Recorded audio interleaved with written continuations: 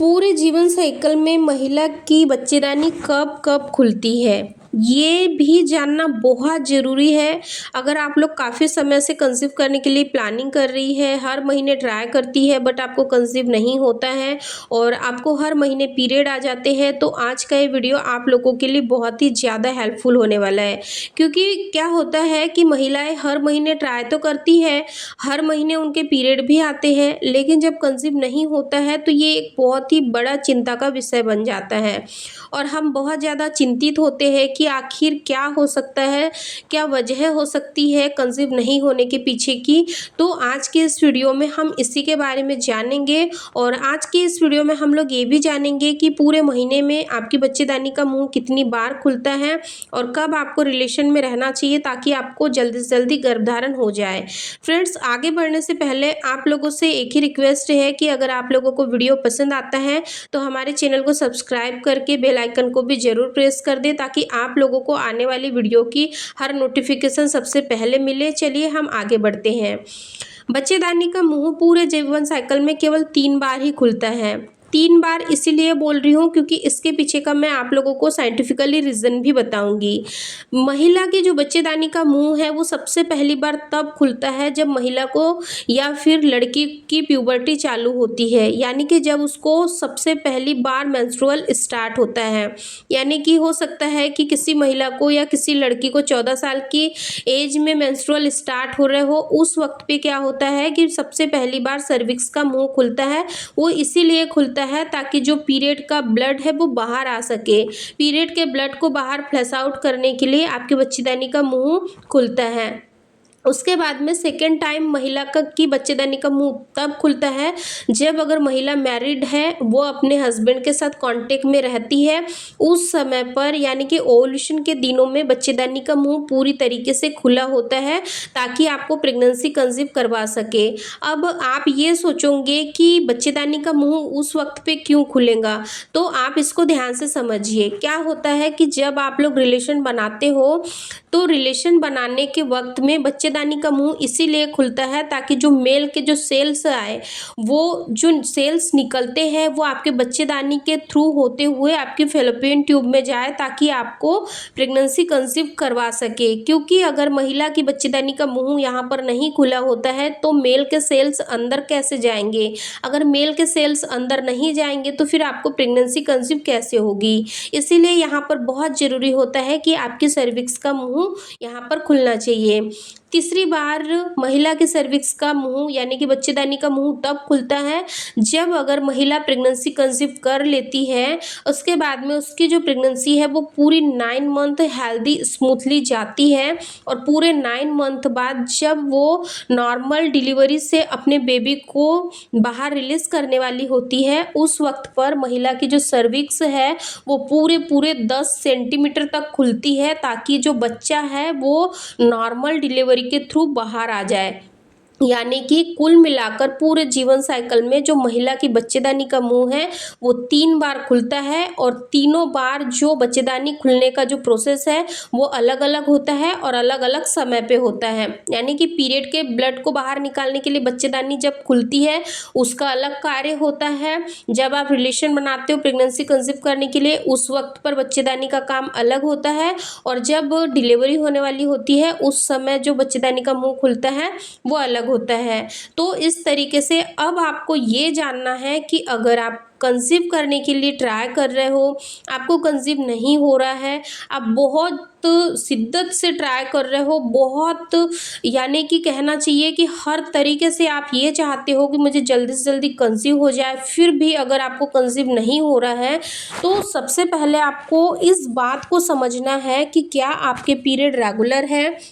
अगर आपके period regular है तो रेगुलर पीरियड वाली जो महिलाओं की बच्चेदानी खुलने का जो समय होता है वो होता है 14 से लेकर 18 दिन के बीच में। यानी कि फॉर एग्जांपल आपका 1 तारीख को पीरियड आया, आप 4 से 5 दिन में पीरियड से फ्री हो गए। इसके बाद में जैसे ही आपके पीरियड ख़त्म होते हैं तो आपके जो सर्विक्स का मुंह है वो बंद हो जाता है। इसके बाद में जब आपका फर्टाइल पीरियड स्टार्ट होता है, जो फर्टाइल पीरियड होता है वो 10वें दिन से स्टार्ट होता है। अब फर्टाइल पीरियड किसको कहते हैं, इस पे मैंने सेपरेट वीडियो बना के चैनल पे अपलोड किया है, आप उसको ज़रूर चेकआउट कर ले एक बार। इसके बाद में क्या होता है कि जैसे ही आपका फर्टाइल पीरियड स्टार्ट होना शुरू होता है, वैसे ही क्या होता है कि धीरे धीरे आपके सर्विक्स का जो मुंह है वो खुलना स्टार्ट होता है, लेकिन यह पूरी तरीके से नहीं खुला होता है। फिर जैसे ही आपके पीरियड का 14, 15, 16वां दिन आता है, उस दिन से क्या होता है कि जो आपके सर्विक्स का मुंह है वो धीरे धीरे और भी तेजी से खुलना स्टार्ट होता है और इसकी जो पोजीशन है वो भी चेंज हो जाती है। अगर यहाँ पर आप अपनी बच्चेदानी को ध्यान से मॉनिटर करोगे तो आप लोग स्वयं ही जान पाओगे कि जो सर्विक्स है वो हल्की सी ऊपर की ओर चली गई है। वो इसीलिए क्योंकि इस वक्त पे क्या होता है कि जो आपकी बच्चेदानी है वो पूरी तरीके से रेडी होती है कंसीव करने के लिए, क्योंकि जब आप कंसीव करते हो तो जो आपका बच्चा है वो पूरे 9 महीने आपके बच्चेदानी में ही रहता है और ग्रो करता है। अब मैं आप लोगों को बताती हूँ कि बच्चेदानी खुलने पर आपको कैसा महसूस होता है।